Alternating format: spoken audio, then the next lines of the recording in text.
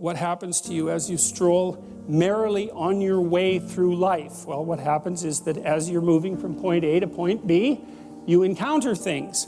And people think that what they encounter are objects, but that's not the case. First of all, most of the things that you encounter, many of the things are actually other people, and they're not objects. They're too damn complex.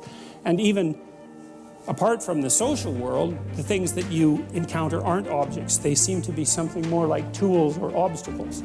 And I don't mean that we see objects and turn them into tools or obstacles. I mean that we see tools and obstacles, because what happens is that when you array yourself towards a goal, then the world transforms itself into things that get in the way of that goal, and three things. Things that get in the way of the goal, those are things you don't like. Things that facilitate your movement towards the goal, those are things that you like, and irrelevant things. And mostly you want irrelevant things, because there's just too damn many things. So the category of irrelevant is one you really like. So most of everything is irrelevant if you have a good plan. A few things are good because they move you forward, and some other things are not so good. You want to go around the not so good things if you can manage them, unless you like to run head forth into like brick walls, which is not particularly, it's a learning experience, but I wouldn't repeat it too many times. You want the world to array itself as a set of, you could say, tools. Now, what happens is that you have this perceptual system that's mediated by dopamine. It's the same system that cocaine activates, or methamphetamine, or the drugs that people really like to take. And it's the dopaminergic system that responds with positive emotion to indications that you've encountered something that will facilitate your movement towards a goal. And that's really important to know, because people tend to think that they're happy because they achieve goals, and that's not true. What's true is because as soon as you achieve a goal, then you have a problem, which is what's the next goal.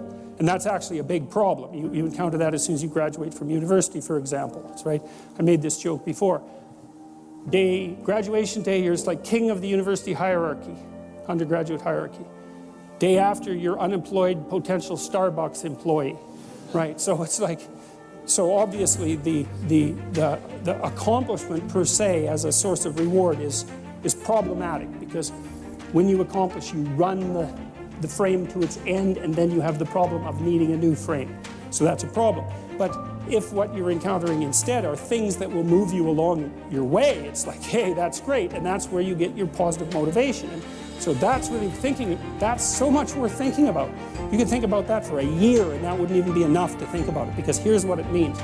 It means, in some sense, that the Buddhists are right with their claim about Maya, M-A-Y-A, which means that people live in an illusion. And what they mean by that is, well, you have goal, whatever your goal is, and that goal gives relevance to the world.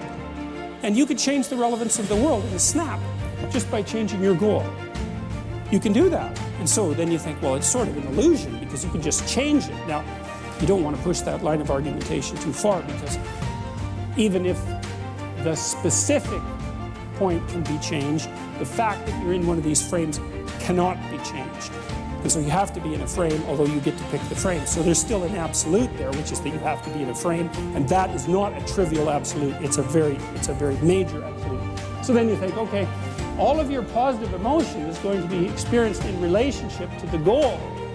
Well, then you think, well, you could use some positive emotion. It's a good thing. Positive emotion inhibits anxiety and disappointment and frustration and pain. It does all that. Technically, it does that. The higher the aim, the more the positive emotion.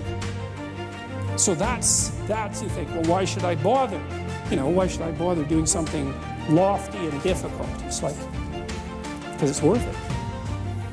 When people say that life has no meaning, that isn't what they mean.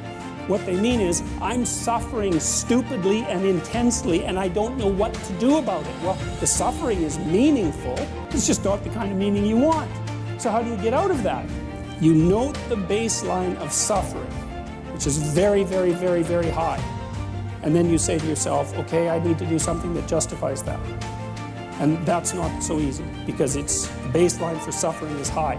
If you're going to make something of yourself, let's say, so that it's worthwhile to exist in the world, then you have to aim at something that's so well structured that you can say, yeah, earthquakes, cancer, death of my family, dissolution of my goals, ultimate futility of life, and the heat death of the universe, hey, it doesn't matter, it's worth it.